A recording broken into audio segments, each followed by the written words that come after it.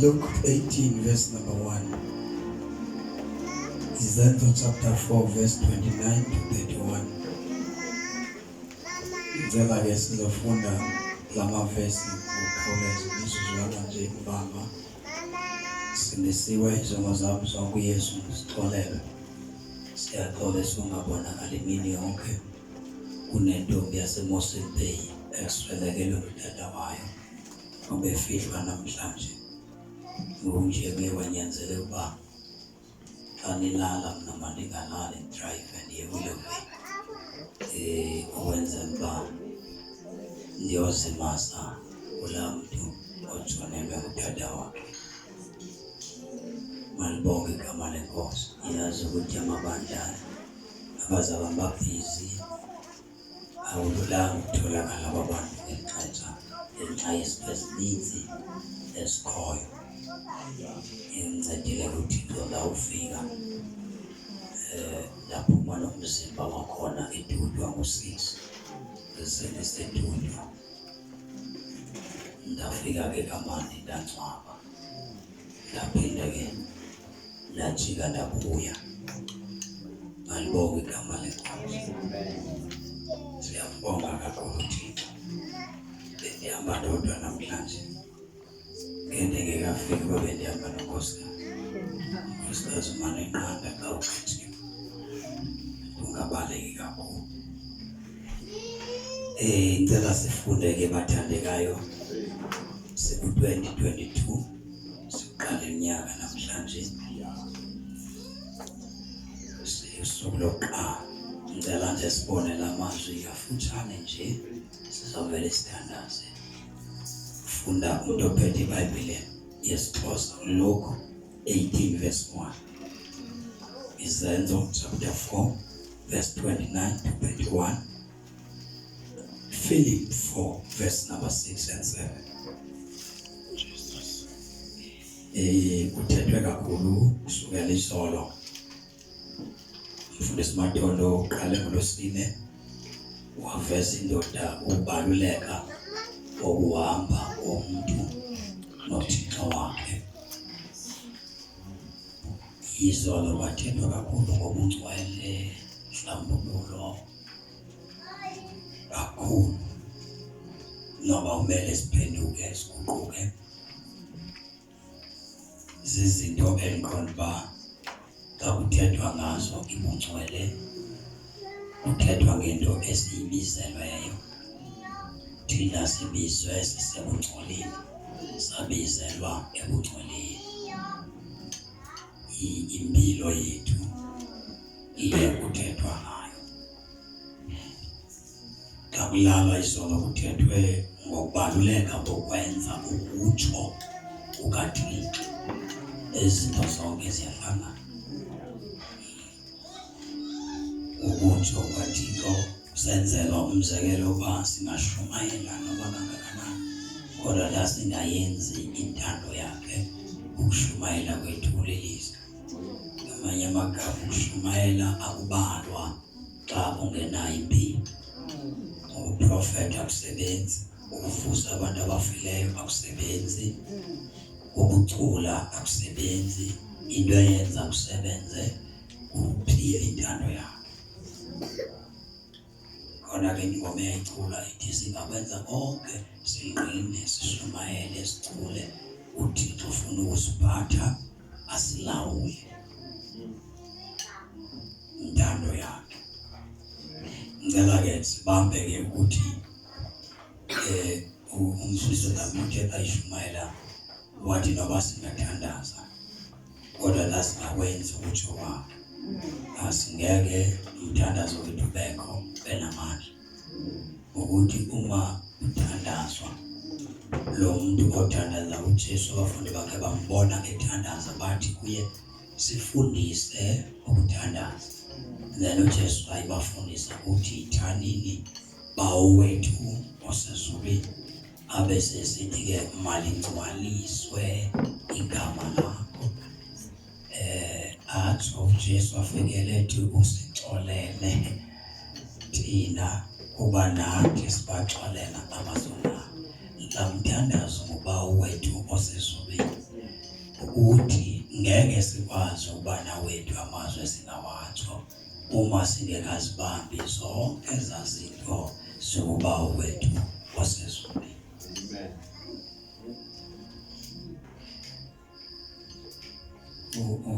Kufikelelwe kwinto ukuphuthumana uxolo nabo bonke ubungcwele. Ithi ezinye iBhayibhile ezamani ukuhlala ngoxolo nabo bonke abantu.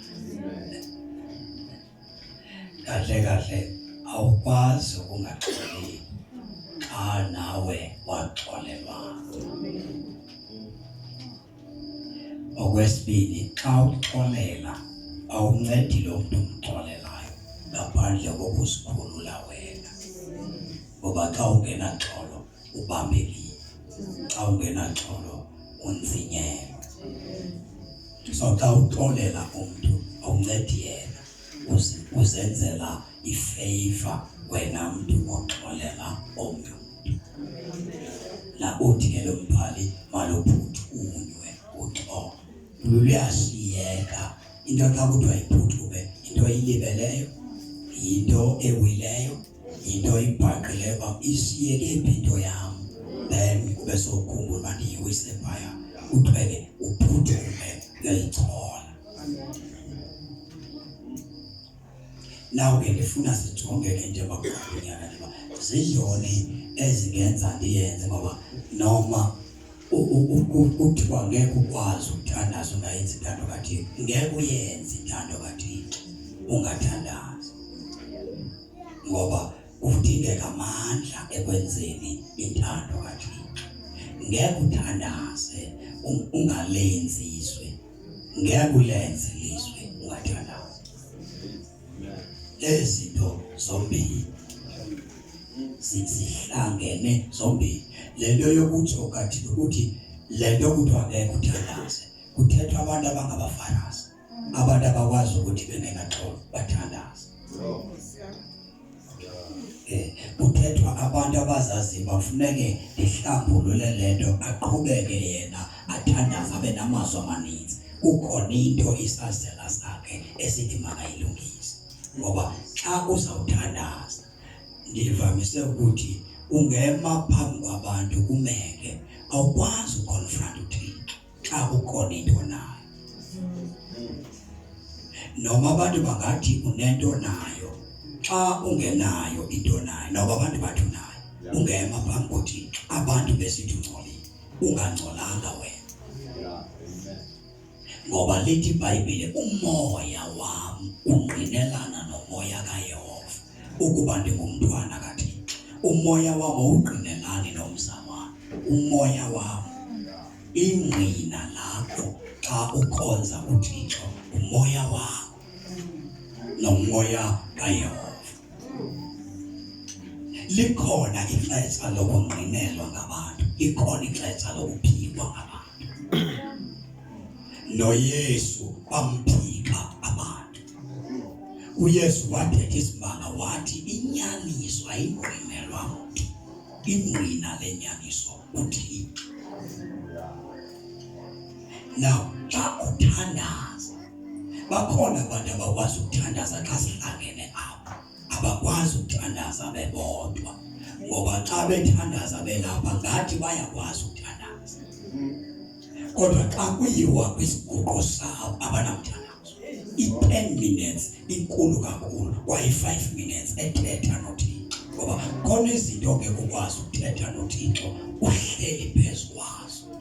Ungayigqibi awo uthandaza nathi, ngekuyigqibi awo uwedwa. Ngicela ke sifunde le ncwadi kaLuka. Izwi lenkosi incwadi kaLuka chapter 18 verse 1.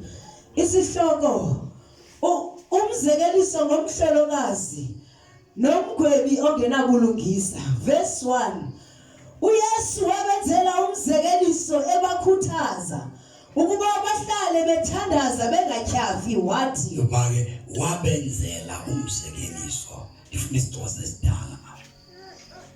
Wabakhuthaza. Lo mzekelo uYesu wayebakhuthazela ekuthandazeni abantu. ke kaloku wayethetha nomzekeliso kubo wokuba bamelwe kukuhlala bethandaza. Bamelwe abantu ukuba bahlale bethandaza. Bangethi mandla. Uthi lo mbhalo ukuba bafuna abantu ungethi imali, ngoba yetha manje. Jesus. Amandla la yetha. Amandla emntwini akagcwali kuba ekhonza phela. Ayehla amandla ukhonza. Jesus. Ayehla amandla injuba ibesigulo simamela, kodwa amandla ehle.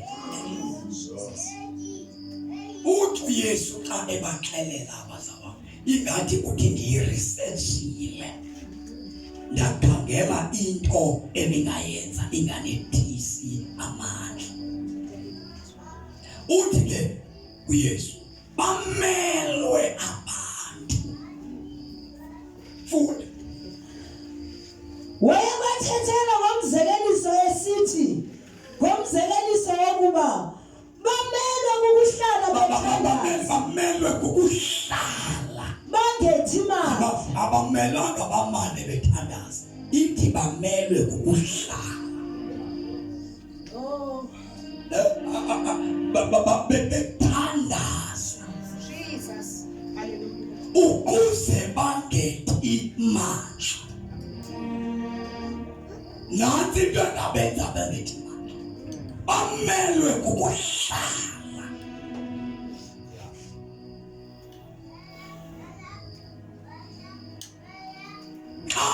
Behlele emthandazweni abehli emandleni. Abantu abasumayelayo ayehla amandla, kodwa abantu abathandazayo akehli, ayafakwa. Abantu abaninzi abanamsebenzi nakuthandaza, banento yokuncamela kumaphambi kwabantu.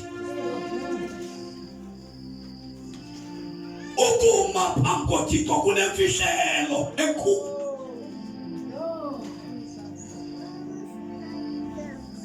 Ukuba ufuna ukukhonza uThixo, izinto zikhona, zibe kade azikho zikhona. Hlala uthandaza. Xa uthandaza uyanqatshwa manje, zikubetha zingeke zikuwise phansi, ngoba kukhona ibhombe efakiweyo kusimakade. Uthi uYesu nansi into endiyibhaqileyo engaphumelelisa abantu. Xa ungumfundi weBhayibhile, yonke indoda ephumelele eBhayibhile isenza umsebenzi kaThixo, uyibhaqa ithandaza, ngoba akekho ngakhonza uThixo elivila lomthandazo. Oh, Jesus. Ayenzi intando kaThixo. Akekho ungayenza ecawe intando. kodwa ke kuyenze kathi ungathandaza. Bamele ngabantu nalo unyaka simela kukhona into efunyanwa emthandazweni engafunyanwa ekushumayeleni. Verse number 4, chapter 4, he says, no father.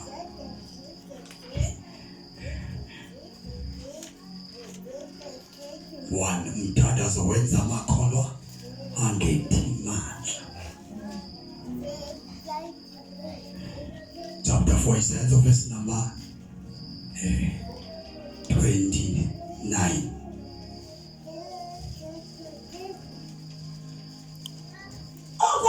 Ngoku ke Nkosi zikhangele izisondelo zabo ubanike abakhonzi bakho. Umthandazo wenza amakholwa angathethi indaba angaxokozeli makholwa angaxokozeli angathethi izinto ngoba ihlabathi liyakwazi ukuthetha ngani kakubi.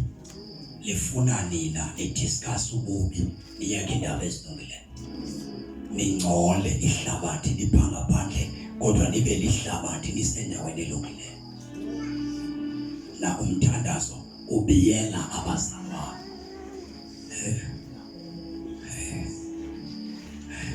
Biyela abazalwane. Number 2, umthandazo ubuyisa izimanga. Ukuba xa sikhonza abantu baphiliswe inkonzo ingabi ngathi sisikolo. Kungabi ngathi usesikolweni enkonzweni apho kungenwayo abantu begula begula abantu bengazange badimoni alale iphume umuntu apha kuni abaliqhiza.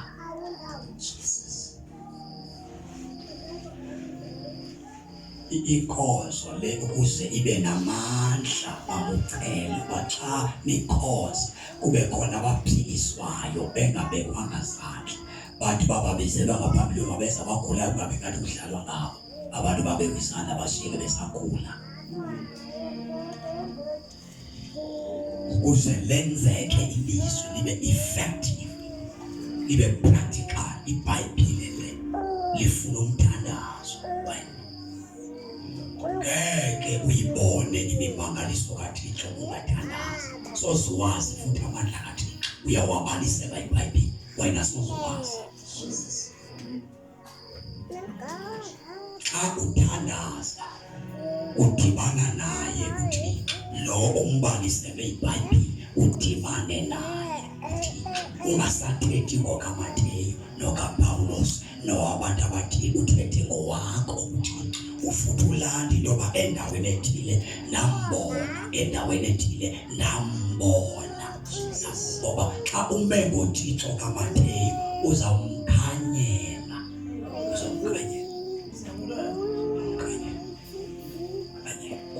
Iba nezigigaba, iba nezimanga ezenziwe nguThixo wakho.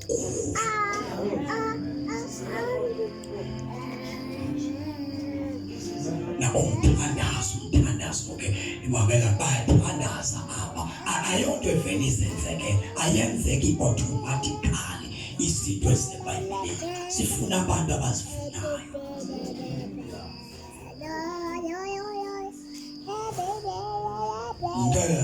Into ebangela uba thina sisibhilive xa kuthiwa emhlabeni icorona iphiliswe intoba kakade akusekho zifo ziphilayo phakathi kwethu. Yona abantu bandela ukugula. Kuthiwa lo uneswekile si-understand, lo unento ethile si-understand, lo unento ethile si-understand. Siya-understanda ka. iBhayibhile lithe siyawubeka isandla phezu kwemilwelo iphiliswe. Siyayivuma, siyayifunda. Kodwa xa sebegula abantu sivele siba-understande. Futhi sibancedise sibafundise uba kulungile babahlale nge-treatment. Ayisihluphi lento kwanda ukugula kwabantu endlini kaThixo because asikude naye. Thina sikhonza uThixo weBhayibhile thina esingenaye thina.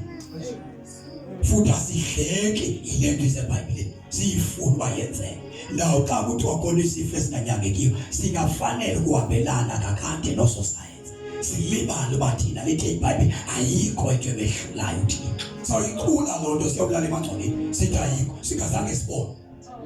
Kodwa khona izinto eziye zasiconfirm sathiwo lihlabathi nathi safuna sathi nyhani asiphili.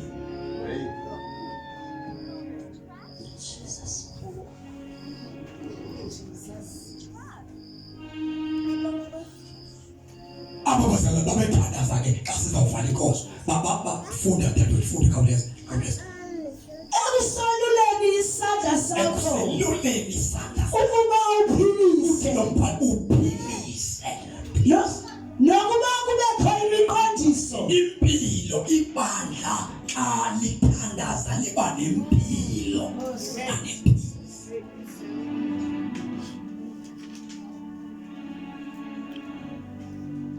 Siyathandaza.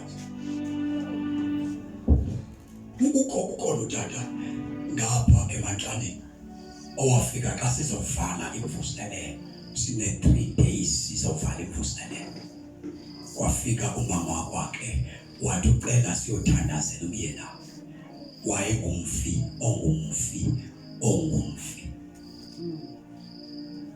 Safika emini futhi church. Safika emntwini olele ebhedini ekunzima engakwazi ukuphakama yonke into eyenzele ebhedini. Safika simisa itente eMantlaneni indawo salapho. Sathandaza kulo muntu. Samshiya sisithi iqhawe yakhe yathi yasivumela uba ngawusicela yehlulakele kuye incamile ilinda usuku lokufa kwakhe. Safika emini sathandaza kulaa tata. Nkosikazi yakhe yayikhonza kwelinye ibandla. Sathandaza kuye late laa muntu ebengumfi. Wafika etendeni enxibe ijazi elimhlophe. Same day. Same day. Esihambela ngeenyawo zakhe. Ecwaphu sebonakala uba ngumntu ekuqala engasadla. Kodwa ephakamile. Wathatha uJesu. Xa sizobhaptiza wathi enjalo simsize wathi nama ndisana. Loo ndoda yaya emlanjeni waletha imvula ikhohlela. Iphili ivukile kwathi ikhohlela. Wanyanzeleka kwelo baptizo kuqale ngayo loo ndoda leyo. Ndandicingela uba nam ndithanda ndithi uyobe ubhubhela khona. Ngoba yayiphakame nje ebhedini. Kodwa uyibona uba indoda ebihliwe kukugula. Ifaith yalaa tata yathi nama ndisala uba ndiyafama ndife esiloko usindiso ndilufumene. Wafaka emanzini kubantu ulethe imvula. Wagqibela ngokukhohlela before angene emanzini. Waphuma laa tata ephila. Wavuka wasemandleni. Wakhonza for 3 years. Emveni koko waphuma laa wagoduka. Amandla kaThixo ebonakele uyathandazwa ukuze phakathi kwamakholwa ibandla liphile. Ayo grace bazalwane ukuba khona kwezimanga phakathi kwethu. Ayo grace ukuhlala noThixo. Akusiyona igrace. Igrace ukusindiswa kwakho ungene ngaphakathi. Ayo grace ukuhamba noThixo. You spend a time unamekathi uqedingaza lakho ufunana noThixo ukwasa amandla akhe. Indoda ehlangene noThixo ayiphumle ingamfumananga.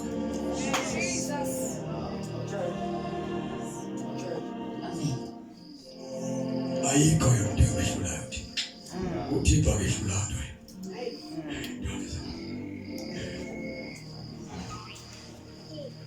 Sicela ufunde le verse sithandaze. Mamela ke emthandazo nokufumaneka impilo yebandla. Singajayiva bazalwane. Singazigxoma izandla. singanqula singathandazi impilo yebandla umthandazo. Yabona nje basibamba unyaka imele inhliziyo zethu sizivulele umthandazo. Kufuneka udipende uxhomekeke uthi uzivele uba ndixhomekekile. Funda sisama khona enye into ezovela. Ekusoluleni isandla sakho uba uphilise. Uthixo eliyolisandla phakathi kwethu aphilise. Nokuba kubekho imiqondiso nezimanga. Kube khona imiqondiso nezimanga. Ngegama lomkhonzi wakho oyingcwele. Ngegama likabani? Lomkhonzi wakho oyingcwele uYesu. Imiqondiso nezimanga ebandleni liyathandaza ba. Jesus. Verse 31. Bawubona ukuba bakhungile. Yazanyazanyiswa indawo ababehlanganisele kuyo. Number 3. Abantu xa bethandaza bayabhabhatiswa ngomoya oyingcwele. Into ebuhlungu nembi kukungabhabhatiswa kwabantu ngomoya oyingcwele. Abantu bajoyina umoya abafikezi nawo. And umoya wethu ngowethu ayingowaSathane ngowethu. Ibini imimoya ephila phakathi kwethu ngokaThixo nowethu. Owethu awulehluli kakade lam. Ndikhonza nalo, ndiphila nalo, ndiprofetha nalo, ndishumayela nalo, ndibeka izandla nekakade lawo ngowethu lo owethu. Kusifutha ngawo kube kumoya oyingcwele yena wehlula ikakade lomuntu.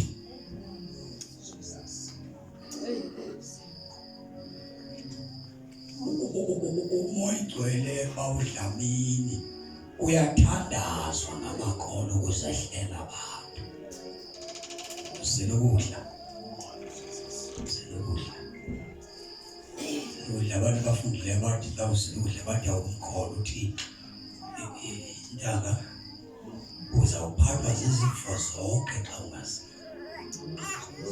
La xa ungasiludla ulilifa lezifo. Zonke izifo zizoba yikhabhathi yezifo. Wena ungafuni ukuthandaza usile kudla. Ifunde uyawugcwala iBhayibhile enhloko kodwa ube yikhabhathi yamadimoni.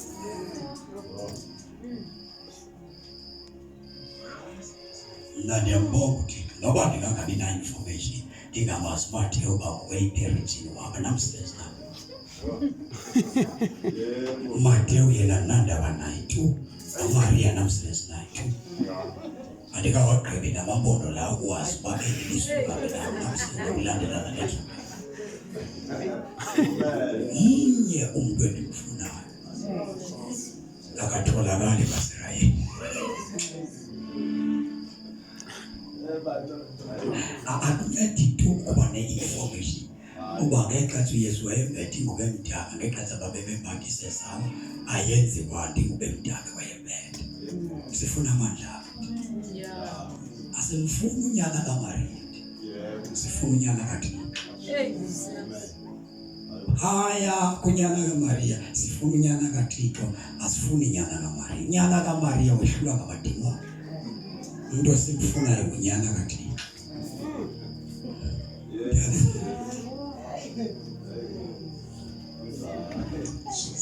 Funda sisabantu babela ngithi iBhayibhile baqhubeka ukuthandaza. Xa sebegqibe ukwenza njani? Yazanyiswa indlu ababehlala. Uyabona xa ungathandazi isimilo sakho sobuzalwane le nto yokuthi mhlawumbe 1% owengezwa ifellowship yethu 2% ukhula kade xa ungathandazi. Ungasindiswa iminyaka kodwa kube khona izinto ezimane sesifumana apha ayizobuzalwane umntu lo.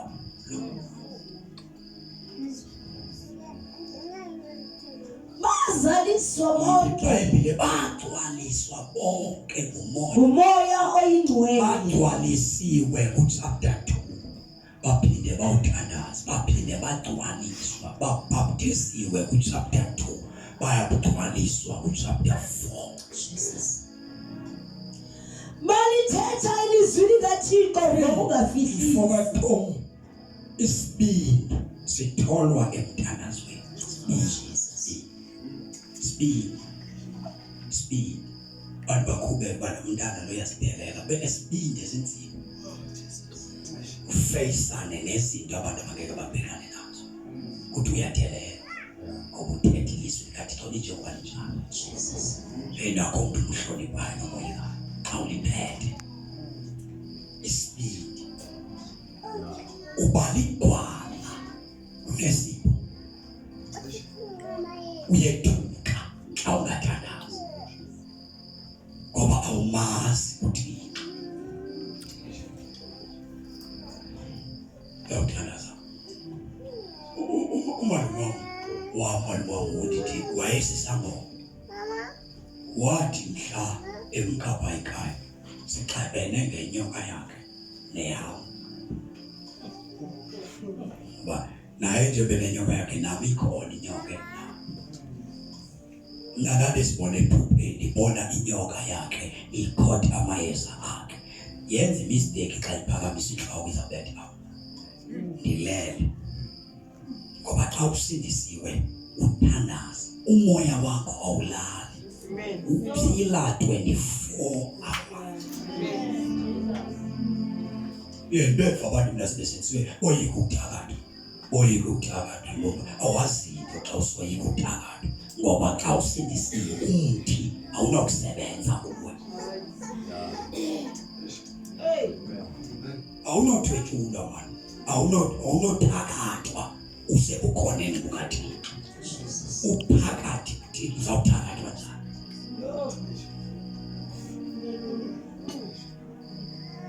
Nawe kasawuthanda.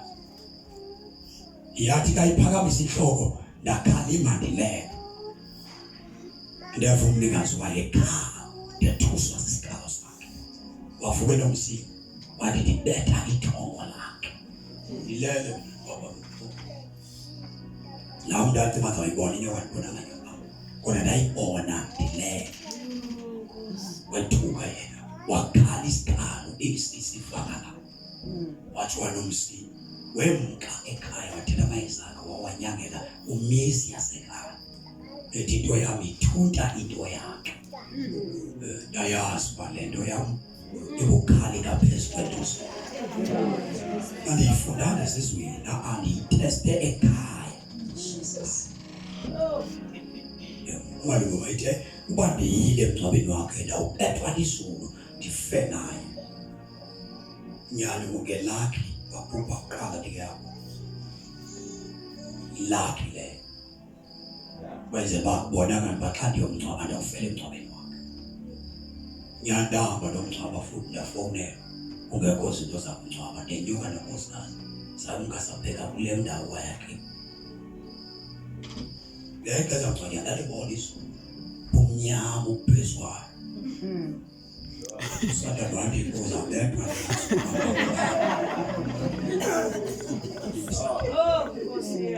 Ankubusa lebanani ifikile lizobetha wena.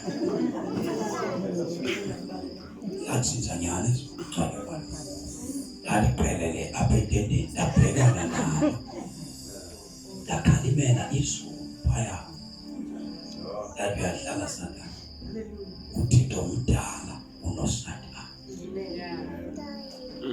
Zange ngibethe khona. Ndamngcwaba. Ndabeqhuma. Ndaphelelisa. Ndahlala. Ndabuya nefoloti. Xa uthandaza ifear yesuka banesibili. Xa ungathandazi noba unayo Thixo awuqinisekanga naye. Qinisekanga. Isibindi ndadupasana sifunyane mthanda asifiyelela kodwa kukhona indawo ngekukwazi ukupasa khona indawo ngekupasa Umthandazo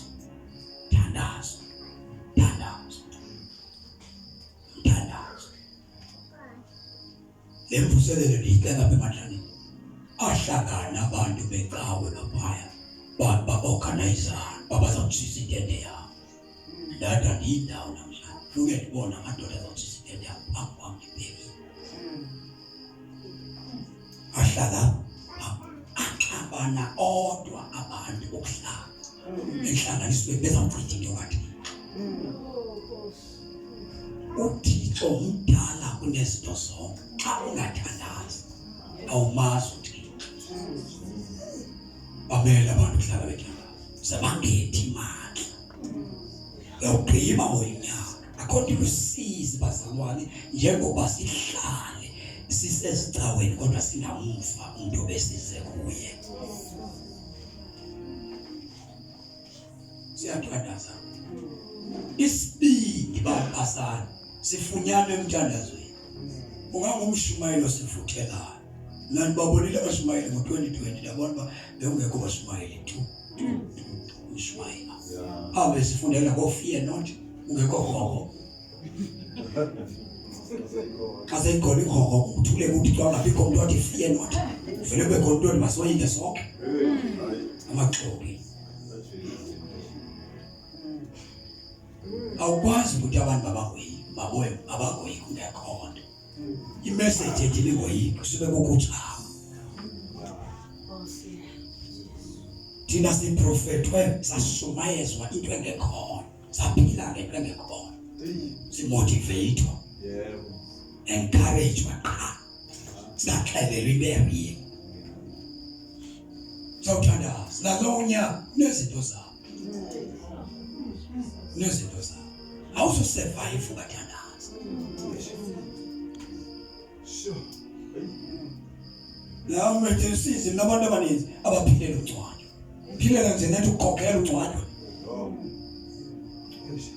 mhlawumbe sindiswa ngalajilekelwa into ethi noba ndingadliwa yinja iBhayibhile ithi xa uYesu ebuya ulwandle lizabakhupha abakulo yabonakala uba iingonyama ezabadlali zawuza nabo uba ngaba ndadliwa yinja umzimba wam ndaphuma uba kufuneka ndiphume nje ndaphume nje ndafuneka ndiphumile idzwaba lam into ebaluleke ukufa ndibambene nenkosi ngeke uhambe noThixo ungathandazi ngeke ube nesibindi sokumela uThixo ungathandazi ngeke ukwazi ukuphuma kwizinto ofuneka uphume kuzo ungathandazi ngeke uyimele inkolo yobuKristu ungathandazi yendelo inamgandani i-COVID ngokuza uthuleka ngayo kodwa isifonyo soze nesikhuphe futhi soze niphinde nibuyele kwimeko benikade nikuyo 2 niphansi kwarhulumente maniphansi kwarhulumente abantu abazawuphuma kugovernment nangeke bephansi kwarhulumente ngeke ndilawule urhulumente ngeke ngoba xa ndiphansi kwagovernment ndiphumile kuHoly Spirit ngeke Ladabisa uThixo xa ungathandazi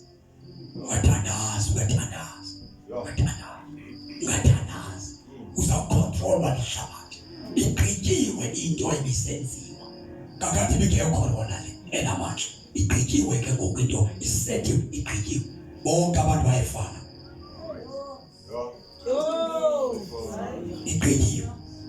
igqityiwe eyona nto ibisenziwa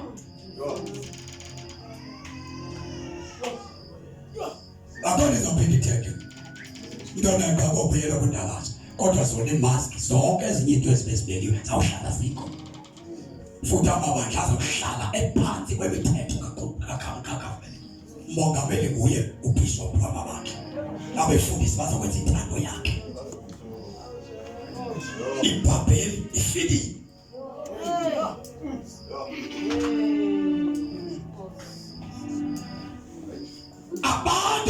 bazawusinda kakhulu, ngabazawufuna ubuso bukaThixo, abantu abazawusinda bazakhonza uThixo ngenyaniso nangomoya. Bahlali kwimani nakumhlaba elithuba sikulo lenzima ngendlela emangalisayo. Ukuthetha ngeBhayibhile kodwa ungeke uyenze practical one. Ukubalisa ngamandla ungeke wabo. Ukuphuma kwa-Holy Spirit ungelo president wehlabathi anishaye imithetho.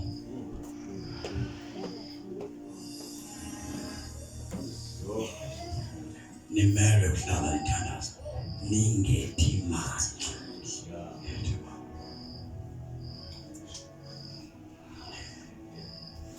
Yathandaza lencwadi yabaseFilipi yodwa ndobuye isibindi.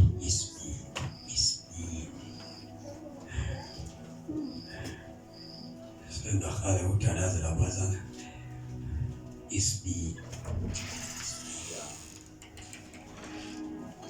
uThixo avuse naba abantu abangashumayeli bekhwaza nje benesibindi emabandleni bawuhlamini sinamandela bangabefundisi kodwa sibe nesibindi sevangeli. Amadoda bawuhlamini anxanelwe ukwenza intando kathi ayalambileyo anxanele intando kathi azawuyenza ngoba idlala khona. Bawuhlabi hayi amadoda alambileyo anxanele intando kathi fuka amadoda ancame ngenxa kathi hayi ngenxa yawo.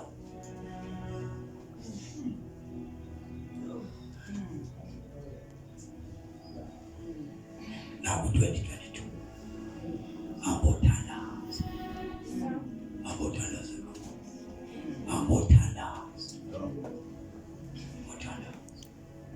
Wadwa hamba othandaza.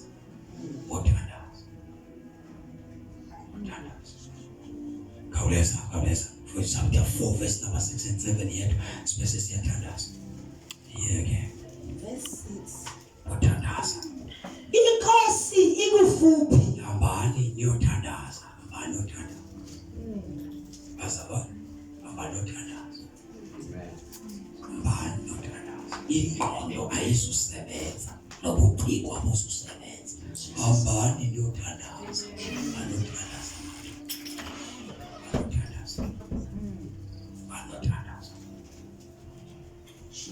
Yenzi intando yakho okimi ewe Ngizikela kuwe manje. Nkosi yami Nkosi yami. abothandaza. Ivesi ezinkulu zawuphelelwa hamba othandaza. Mawucela uthandaza. Isililo sami singiqafisa abantu kuze hayi abahlala kuKristu abantu abanesibindi. Fusa abantu abanesibindi. Fusa abantu abahlatshwa yinto nyana, not abantu abahlalayo, abantu abahlatshwa yinto.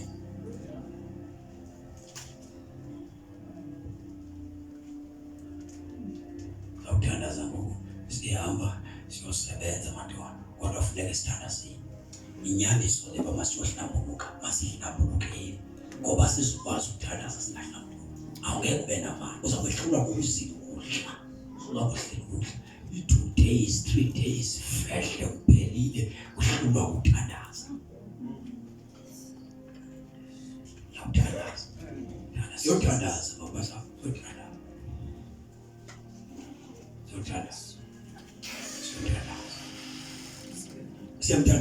Siyamthandazwe mama, siyamthandazwe. Iswekile zizawuphela. igqitywa yiprayer. Asikho isifo esinganyakiyo. Abakuthandaza. Kambule abakuthandaza. Lawo yasekhofu bekhona umama uSonamzi ngamazi wena. Umama uSonamzi nomama Mahawu. Engabantu ababeneswekile. Ndithi kubo sizawusila ukudla for 7 days ibandla lonke. Nditsho kubo bantu yo sineswekile thina dala sinokwazi silamba amangoko. Ndithi mama ukuthandaza wesilo ukudla yifaith. Lukholo ukuthandaza. Faith awusili ukukwazi. Awuphumeleli ngoba ungenasikolo. Uphumeleliswa yifaith. Lukholo usilo ukudla.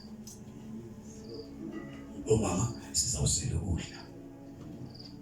Na ngecawe ndababiza bonke nabonke abagulayo mabeze sibabe ngesandla sibathandazele banikwa amandla okuphumelela ngoba imbi into yokusila kwebantu ngabikho ekusileni kwebantu. Umwana uthokoza ithandaza wena uzekade uthandaza umathandaza uzawuphoxeka nokubalisa. Sizawusila awupasa abantu abathanda ukubaleka kabizulu anqabe esitaweni. Sizawusila.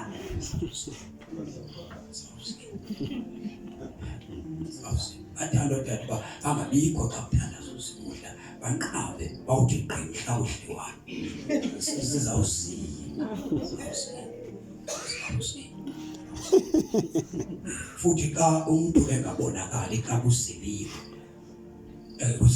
akazubonakala naxa uhluthu ebephambi kwabantu lo kathandazile. Ibandla yilo lebhulukwe elabantu abamoyikati. Sizawusila sifuna ukukhona phakathi. Yo ufunyana emthandazweni. Abantu abanenhliziyo yokumfuna uThixo ngabo abamfumana. Incwadi yeBezekeliswa 17 verse 8 ithi uThixo uyabathanda abamthandayo. Uyafumaneka kwabamfuna. Sizawuzila foka amadodo kamanje isikolo sivula Mpange 19 sabe sesigqibile.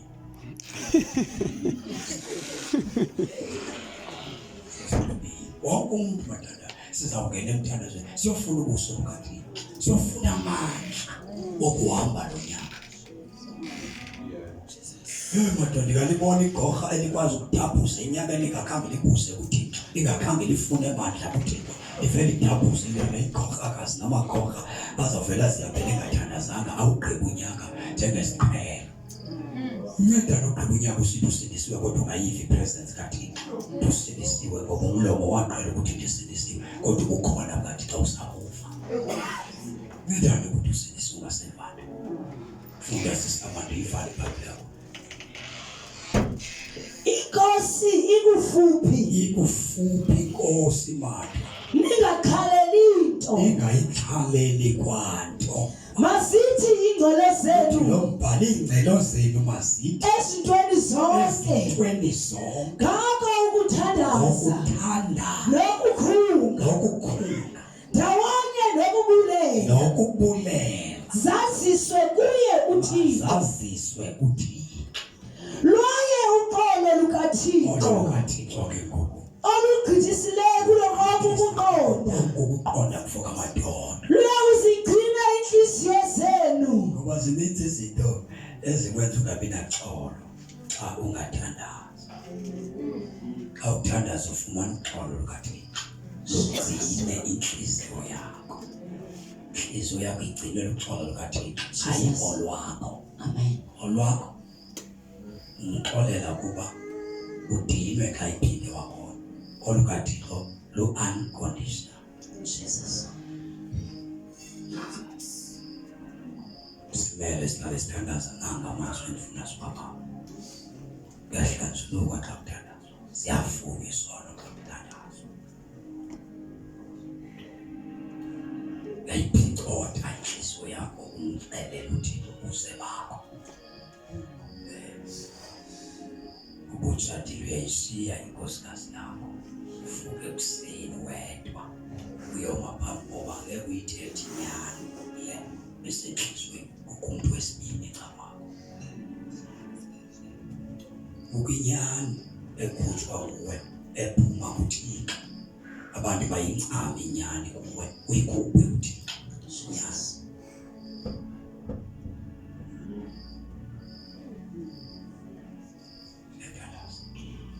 wale Bible yakho sisakho amandla semthandazo owenza ukuthi wakhe sithi umthandazo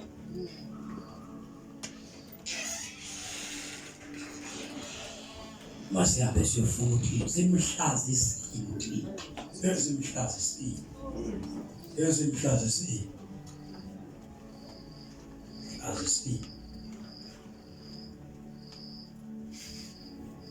iqhabuka noma sendibona sesifike endaweni ukuthi kwala sifake zamaski iqhabuke west asifakwe ngamakhobe eqhabuke umuntu eshumayele efake maski ethetha ngefaith engenayo ukole isizibe simxele ba unalo ukolo unalo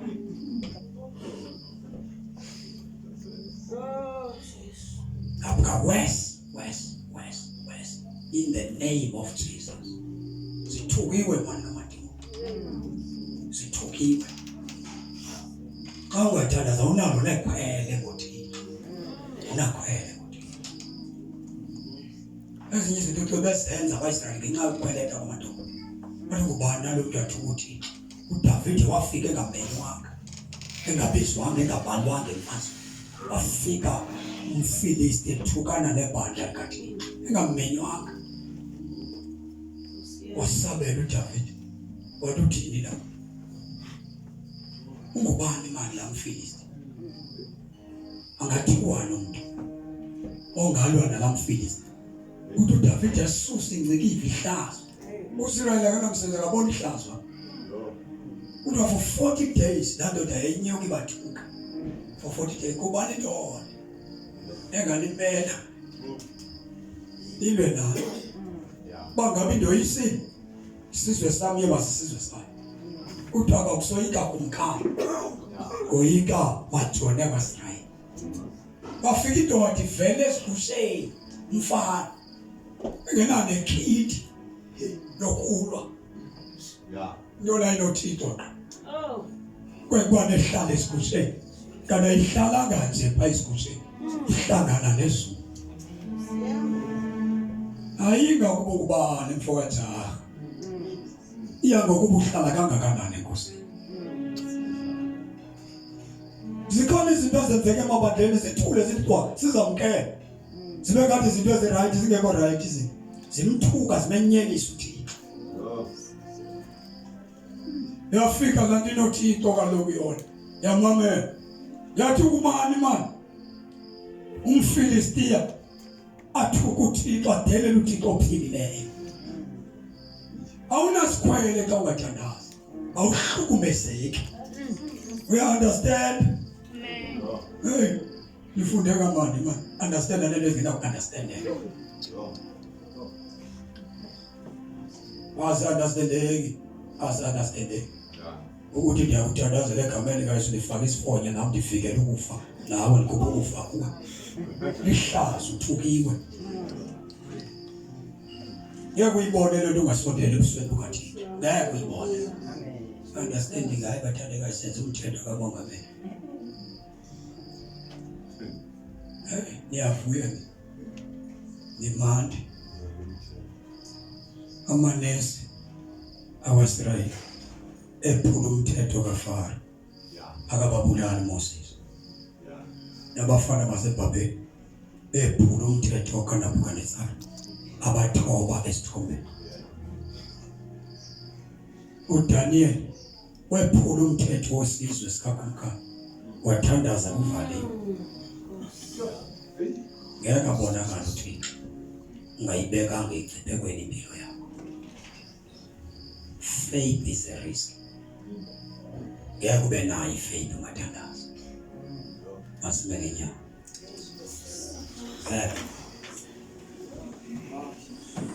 Sivala amehlo. Wena bawuphazama zakubeka izandla.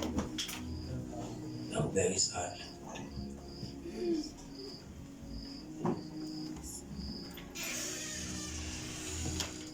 Zakubeka izandla bawuphazama. Into kanti kuwe uzaba nesibindi esimangaliso. Moya ngcwele ufuna ukubeka izandla. Sawuthandaza sonke silibala. Kodwa kawulanda ukholo lwakho. Ulanda ukholo. Uyaqala lonyaka. Kawunqophisane naye. Masiyomfuna makho. Awuthixo. Siyihlekisa nomhla. Xa engekho uThixo wethu. Masibuyele kuye. Yala selulesana sonke. IBhayibheli amaSirayeli akalahlekana noSibakade. Agqibe enhlizweni baba kabuyele kuye. Kodwa amfumana wawaphumuza kwinqale kwayibhekene nazo. Uyaphumula xa uthandaza. Uyaphumula xa uthandaza. Phakamisa izandla zethu sonke. Ozami befundisa isibekele ndoda izandla. Sawuthandaza nawe. Ngifuna sonke sike sicela uThixo. Khawundipha amandla okuthandaza. Kawuqhele into engenamsebenzi. Uyeke ukushumayela. Yeke yonke into. Khawuqhele ukuthandaza. Khawuqhele ukuxhumana noSibakade. Ake sibuyele emthandazweni. Ake sibuyele emthandazweni.